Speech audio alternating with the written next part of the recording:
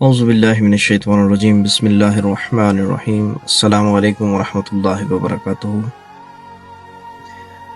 رمضان المبارک اپنی رحمتیں، برکتیں اور فضیلتیں آپ پہ نچھاور کرتا ہوا اپنی منزل کی جانب رواں دواں ہے۔ 27 رمضان المبارک کا آج دن ہے، بہت ہی کم وقت رہ گیا ہے۔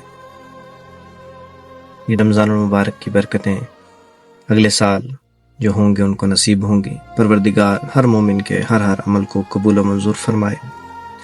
اس رمضان المبارک میں ہر بندے نے اپنی استطاعت کے مطابق، اپنی حیثیت کے مطابق لوگوں کو افطار کروایا۔ بہت سی فاؤنڈیشنیں میدان عمل میں تھی، بہت سے لوگوں نے سڑکوں پہ دسترخوان لگائے، بہت سے لوگوں نے اپنے ہمسایوں کا خیال رکھا۔ اللہ تبارک و تعالی ہر مومن کی، ہر مسلمان کی ایک ایک سعی کو، ایک ایک قدم کو اپنی بارگاہ میں شرف قبولیت عطا فرمائے۔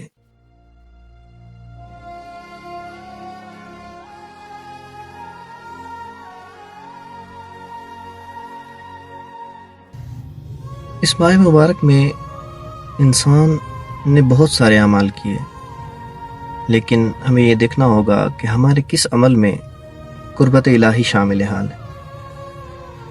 بعض جگہوں پہ سننے میں بھی ایسا بھی آیا کہ ہمسائے جو ہے وہ کالی پانی سے اور روٹی سے افطار کر رہے ہیں، اور صاحب جو ہے افطار بنا کے کہیں بڑی جامع مسجد میں لے کے جا رہے ہیں۔ ایک ویڈیو ہماری نظروں سے گزری، شاید کوئی کہیں کا سچا واقعہ ہی ہوگا، کہ ایک صاحب نے مدینہ منورہ میں 500 افراد کی افطاری کی، اور ویڈیو آن لائن لنک کے ذریعے وہ مناظر دیکھ رہے تھے، اور ان کے گھر کے قریب ہی ایک جھوپڑی میں دو میاں بیوی بیٹھے پانی سے افطار کر رہے تھے۔ تو اسی چیز کو دیکھتے ہوئے آپ کے سامنے ایک واقعہ رکھتا ہوں کہ انسان جب اپنے عمل میں قربت الہی کو رکھتا ہے تو اس کا عمل کہاں سے کہاں تک پہنچ جاتا ہے۔ عبداللہ بن مبارک حج پہ جاتا ہے، دوران حج وہ سوتا ہے، خواب میں دیکھتا ہے کہ ایک فرشتہ اس سے آ کے کہتا ہے کہ اس سال 6 لاکھ حاجیوں میں سے کسی کا حج بھی قبول نہیں، ماں سوائے ایک حاجی کے جو کہ حج کرنے آیا ہی نہیں۔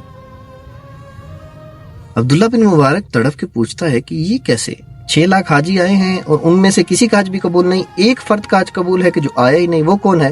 کہا علی بن موفق۔ وہ کون ہے؟ وہ دمشق میں رہتا ہے، کیا کام کرتا ہے؟ کفاش ہے، موچی کا کام کرتا ہے۔ عبداللہ مبارک اپنا حج پورا کرتا ہے جا کے، اس کے بعد دمشق آتا ہے۔ دمشق آنے کے بعد پوچھتا ہے علی بن موفق کہاں پہ ملے گا، اس کا پتہ تلاش کر کے اس کے پاس جاتا ہے کہ تو نے ایسا کون سا عمل کیا کہ 6 لاکھ حاجی مینا و عرفہ میں صفا و مروہ کے دوران صحیح کر رہے تھے، کسی کا حج قبول نہیں، تیرا حج قبول ہے جبکہ تو گیا ہی نہیں، تو نے ایسا عمل کون سا کیا؟ اس نے کہا میرا کوئی خاص عمل تو نہیں ہے، میں نے کچھ نہیں کیا، میں ٹوٹے پھوٹے پرانے جوتوں کو ٹانکے لگاتا ہوں، درست کرتا ہوں، کوئی خاص آمدنی کا ذریعہ بھی نہیں ہے۔ 30 سال سے میرے دل میں حج کے لیے تڑپ تھی، مسلسل 30 سال سے میں پیسے اکٹھے کر رہا تھا، 300 درہم میں نے اکٹھے کیے تھے، اس سال میں نے حج کا عزم کیا تھا، حج کا ارادہ رکھتا تھا۔ حج پہ جانے کے لیے میں سامان باندھ ہی رہا تھا کہ میری بیوی جو تھی وہ حاملہ تھی۔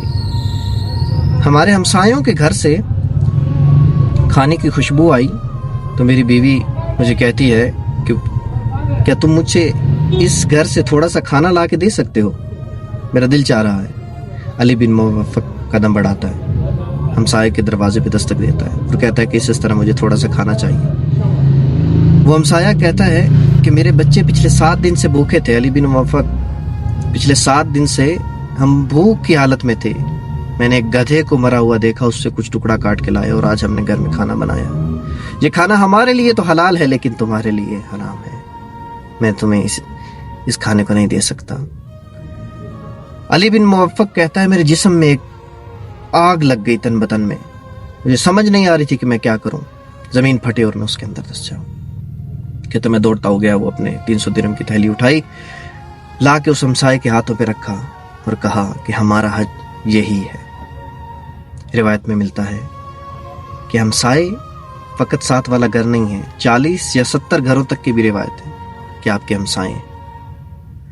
لہٰذا بھوک انسان کو صرف رمضان المبارک میں نہیں لگتی، پورا سال بعض لوگ ایسے ہوتے ہیں کہ ہم تو رمضان کے روزے رکھتے ہیں، بھرپور سحر اور بھرپور افطار، पुरौनक दस्तरखान होते हैं हमारे, लेकिन बाज़ लोगों का सारा साल रोज़ा होता है। भूख इंसान को हमेशा लगती है, लिहाजा अपने साथ साथ अपने हमसायों को भी शामिल रखें और अपने हर अमल को जो नीयत है वो कुर्बतन इल्लाह रखें।